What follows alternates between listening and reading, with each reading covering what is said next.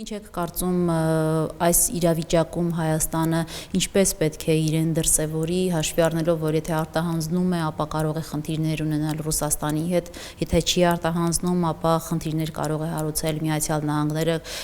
ով բազմաթիվ այսպես մեղադրանքներ են ներկայացնում Ռուսաստանի տվյալ քաղաքացուն։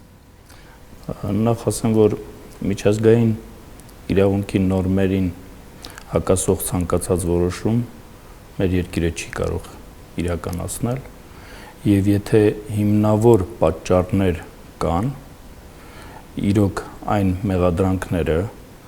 որ տարբեր երկրների կողմից հետախուզում հայտարարվածների նկատմամբ իրականացում է Ինտերպոլի միջոցով, ապա ցանկացած երկիր պարտավոր է միջազգայինորեն ստանձնած իրենց պարտավորությունները կատարել, անկախ նրանից, թե դա որ երկրի քաղաքացի է։ Նույն իրավունքից սա պետք չէ քաղաքականացնել, խնդիրը իրավական դաշտում է, եւ կարծում եմ, որ մեղադրանք առաջադրող երկիրը Ինտերպոլում, ինչպես նաեւ մեղադրանքը պաշտպանող երկիրը, ում քաղաքացին որ հանդիսանում է տվյալ անձնավորությունը, պարտավոր են իրենց մեջ նաեւ այդ խնդիրները կարգավորել եւ լուծում տալ։ Միացյալ Նահանգներ եւ Ռուսաստան տիրույթում են, նրանք պետք է որոշեն այս հարցը։ Այսինքն հարցը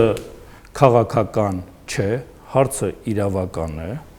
եւ կարծում եմ, որ իրավական հիմքեր պարտադիր կարգով հետախուզում հայտարարող երկիրը պետք է ներկայացնի դատական համակարգի։ Ես համոզված եմ, որ դուք բացառում եք, որ Ռուսաստանը ճնշում կգործադրի Հայաստանի վրա, անկախ այն ապացույցներից, որոնք կներկայացնի Միացյալ Նահանգները։ Ես կարծում եմ, որ Ռուսաստանը նաեւ հիմնավորումներ կարող է ներկայացնել, որ այն մեղադրանքները, որ ներկայացված են տարբեր երկրների նկատմամբ իր քաղաքացիների նկատմամբ երկրների կողմից,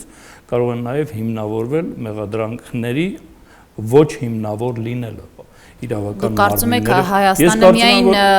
իրավական եւ ոչ թե քաղաքական որոշում է կայացնելու։ Միայն իրավական դաշտում է եւ որևէ քաղաքական որոշում այս պարագայում չի կարող լինել։ Պարոն Մելիքյան, նայեք, արդեն տեսակետներ են հնչում, որ թե ինչու է սա քաղաքական եւ որ ճնշումներ են նաեւ եղել հենց Ռուսաստանի դեսպանատան կողմից, որպեսզի չկալանավորեն Սերգեյ Միրոնովին։ Օրինակ են բերում հենց այդ Սարի թաղի դեպքերը, երբ ասենք հասարակական կարգի խախտման կամ զանգվածային անկարգություններին մասնակցելու համար մարդկանց միանգամից կալանավորում են, իսկ Ռուսաստանի քաղաքացին, ով բազմաթիվ այսպես հոդվածներով կասկածներ են ներկայացվում, նրան չեն կալանավորում։ Չեմ կարծում, որ այստեղ որևէ ճնշում ընդհանրապես կա։